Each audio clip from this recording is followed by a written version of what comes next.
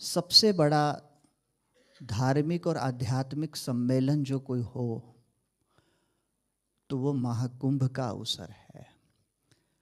और खास करके प्रयागराज में ये महाकुंभ का महोत्सव जब मनाया जा रहा है तो प्रयागराज एक ऐसा क्षेत्र है, संगम त्रिवेणी, कि जिसमें पुण्य सलीला भगवती भागीरथी गंगा, रवि नंदिनी हमारे श्री यमुना जी और हंसारूढ़ सरस्वती जी का संगम स्थान है।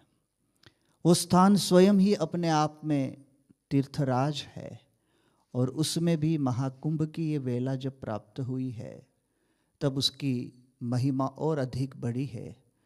और कहाँ तक बढ़ी कि आज तक 60 करोड़ से अधिक लोग महाकुंभ में अमृत स्नान, पवित्र संगम स्नान करके लाभान्वित हुए हैं। इससे बड़ी उसकी कोई महिमा नहीं हो सकती। विश्व में 120 करोड़ सनातनियों है, उसमें से 60 करोड़ लोग ये लाभ ले चुके हैं। ऐसा एक अनोखा अवसर इस सृष्टि पर भारतीय संस्कृति की आध्यात्मिक चेतना का एक दिव्य स्पंदन महाकुंभ के अवसर पर सभी को प्राप्त हुआ और लाखों ने करोड़ों लोग उससे लाभान्वित हुए।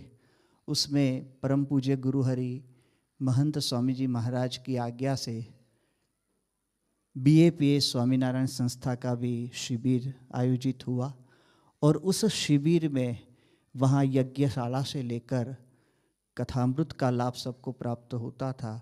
सुंदर प्रदर्शनियों के माध्यम से जीवन और पारिवारिक जीवन को सुखी बनाने की प्रेरणा प्राप्त होती थी। अनेकों लोगों ने वहाँ, लाखों लोगों ने वहाँ पर महाप्रसाद और BAPS के दिव्य भंडारा में भी इस प्रकार महाप्रसाद का लाभ प्राप्त किया। हमारे दिल्ली के स्वयंसेवकों ने खूब उमंग और उत्साह से ये सेवा का लाभ प्राप्त किया। ऐसा एक अनोखा अवसर, एक लाभ हम सभी को भी प्राप्त हुआ। तो महाकुंभ की ये महिमा क्या है, उस अमृत तत्व की महिमा क्या है, उस अमृत तत्व में वास्तविक अमृत पान क्या है, यही विषयों को लेकर हमारा खूब सुंदर मार्गदर्शन, समाधान और आशीर्वाद। एक स्थावर तीर्थ है और स्थावर तीर्थ में द्रव्य खर्च करके जाना पड़ता है, वहाँ यात्रा का कष्ट उठाना पड़ता है और समय निकालना पड़ता है। स्थावर तीर्थ की ये महिमा है। परंतु गोस्वामी जी ने रामचरितमानस में एक सुंदर बात कही है, मुद मंगलमय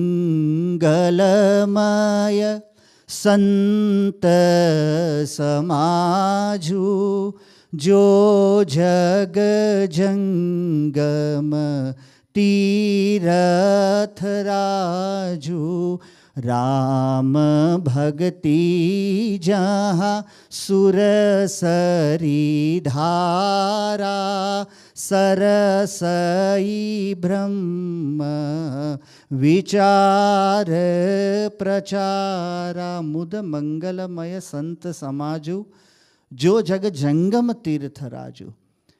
जो प्रयाग क्षेत्र है वो स्थावर तीर्थ है। पुण्य सलीला भगवती भागीरथी गंगा मकर वाहिनी वहाँ बहती है। वहाँ कुर्म वाहिनी हमारी रवि नंदिनी श्री यमुना जी जाकर मिलते हैं और अंतः सलीला हंसारूढ़ सरस्वती जी जहाँ आकर मिलती है वो संगम है तीर्थराज प्रयाग क्षेत्र। गोस्वामी जी कहते हैं कि वो स्थावर है, वहाँ जाना पड़ता है, हमें यात्रा का कष्ट उठाना पड़ता है, द्रव्य का खर्च करना पड़ता है, समय निकालना पड़ता है, परंतु श्रद्धा है इसलिए लाखों नहीं करोड़ों लोग वहाँ पर पहुँचे हैं। ये सनातन का अद्भुत वैभव है, ये सांस्कृतिक विरासत है, ये भारतीय परंपरा का दिग्विजय है, उसका ही दर्शन है। ये हमारी आस्था का महाकुंभ है, ये हमारी विरासत है, ये हमारा विश्वास है, ये हमारा इतिहास है, ये हमारा अमृत पाने की मुमुक्षुता है। ये दर्शन सभी को एक साथ प्राप्त हुआ, परंतु यहाँ अटकना नहीं है। उससे उपरांत पुण्य लाभ प्रदाता लोक पावनी गंगा जैसे ही पवित्र संत जब वो पुण्य सलिला की भांति स्वयं विचरण करते करते हमारे वहाँ पर पहुँचते हैं तो हमारा पवित्र प्रांगण स्वयं तीर्थराज जितना ही पुण्यवान बन जाता है और हमारे घर के प्रांगण में वो संगम प्राप्त हमें घर बैठे मिल जाता है, जहाँ भक्ति रूपी सुरसरी ब्रह्म विचार रूपी सरस्वती जी और ये कर्म करना चाहिए और ये कर्म नहीं करना चाहिए, ऐसे विवेक रूपी सूर्य तनया यमुना जी जहाँ आकर मिलते हैं वो संगम संत के चरण में है, ऐसा गोस्वामी जी ने कहा है।